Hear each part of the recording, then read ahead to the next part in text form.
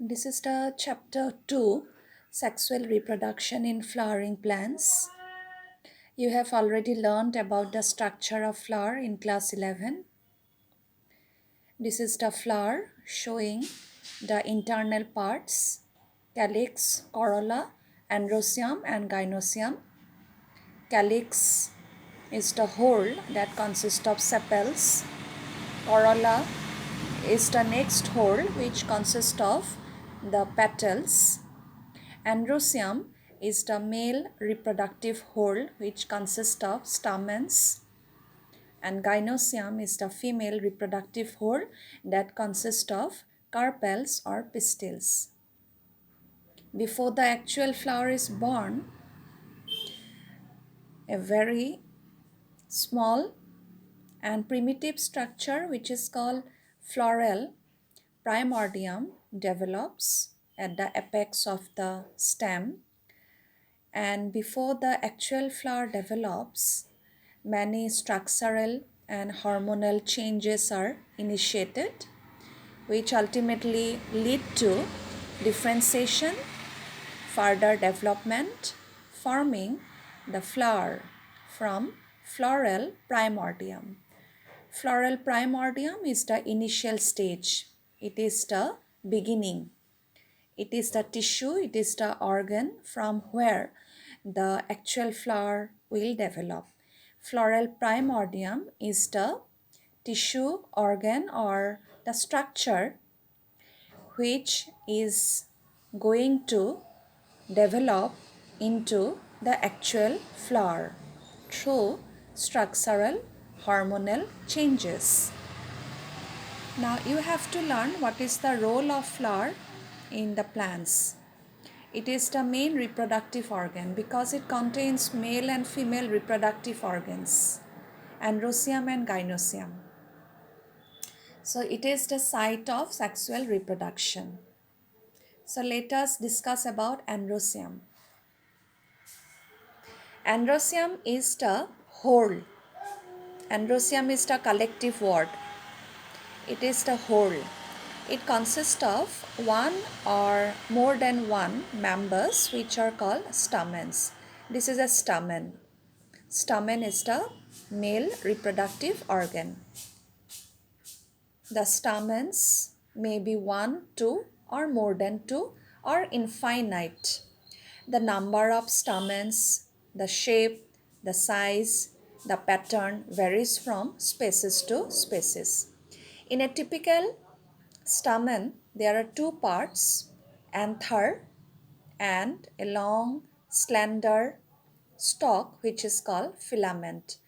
The filament is attached to the anther, it is the terminal part, and the proximal end, this is the distal end of the filament which is attached to the anther, and the proximal part is attached to the thalamus of the flower or petals of the flower.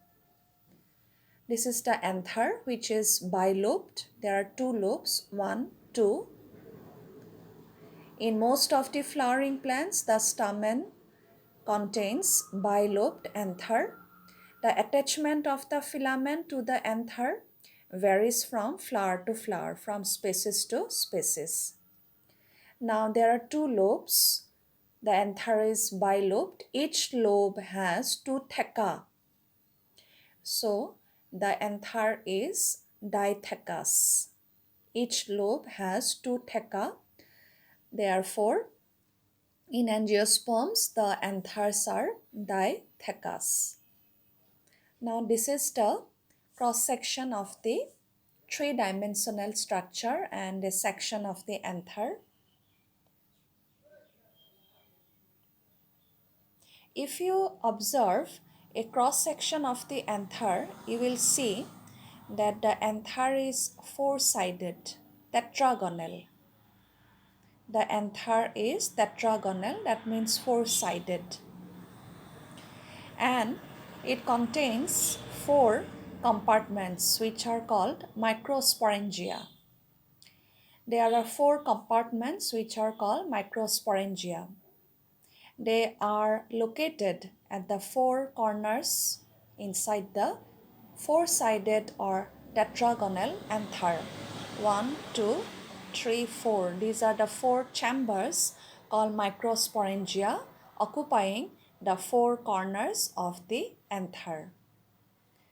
Gradually, these microsporangia will mature and develop further to form pollen sacs. Inside the pollen sacs, thousands of pollen grains develop. Now, this is a transverse groove which runs longitudinally. It is a groove. It is a groove that divides the two theca. It divides the two theca. It is a groove. It is a deep ridge, R-I-D-G-E, or groove that separates the two theca of the anther. Then these are the lines of dehiscence. The line of dehiscence represents the region where anther will rupture spontaneously at maturity to release the pollens. The pollen grains are released from the anther through line of dehiscence. So line of dehiscence is the region, it is the part of the anther wall through which the pollens are released. When the anther becomes mature, it will spontaneously break down to release the pollen grains. And the release of pollen grains by rupture of the anther wall is called dehiscence. Anther wall dehisces, anther wall ruptures. Only along the line of dehiscence.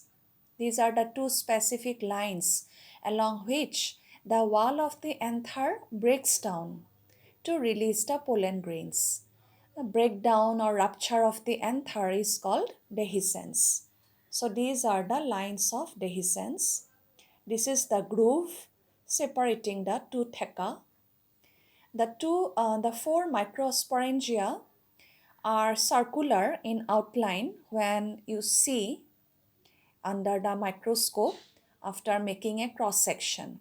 The cross sections are circular, but the microsporangia are actually running longitudinally. They run lengthwise. They extend throughout the length of the anther. So these microsporangia are actually extending from here up to the tip of the anther. They are extending, they are running throughout the entire length of the anther, and they are packed with pollen grains.